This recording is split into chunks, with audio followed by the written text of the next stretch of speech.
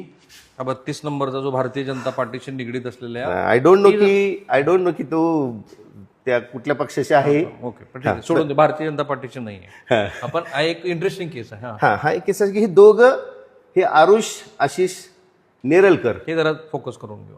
Interesting आहे. आशिष आरुष आशिष नेरलकर, अवनी आशिष नेरलकर, याचा अर्थ हे दोघं जण जुळे आहेत. जुळे आहेत. ह्या जुळ्या लोकांचा जर मार्कचा विचार केला, दोघांनाही किती मार्क आहेत? 99.99% मार्क आहेत. नाही पण पुढचं पण एक सारखं आहे. 99.99 65209 हे ती सेम, आणि नंतर खालचा पण सेमच आहे. असं कसं शक्य आहे? इम्पॉसिबल आहे. Yes. Almost impossible. तेच पुढे आपण जर गेलो, आपण तर त्यांना HSC ला किती मार्क आहेत?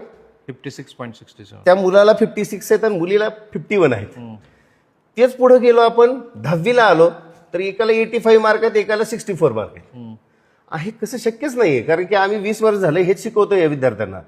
ह्या विद्यार्थ्यांना जर 50% मार्क पडत असतील आणि 100% जर मार्क या ठिकाणी ह्याला पडत असतील CET-ला, तर मग तुमच्या लक्षात आला घोळ? खरा अभ्यास करणाऱ्या सगळ्यात त्यांच्यावर किती मोठा अन्याय आहे.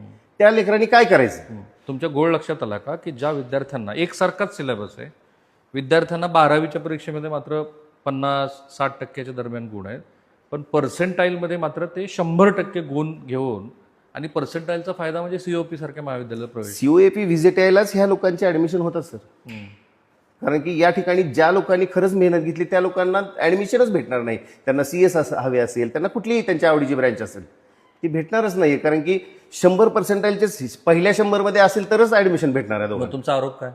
आरोप म्हणजे ह्याच्यामध्ये खूप मोठा स्कॅम आहे, आणि हे पारदर्शकपणे एक्झाम झाली पाहिजे, आणि याच्यावरती जे कुणी दोषी असतील ह्यांच्यावर 100% कारवाई झाली पाहिजे.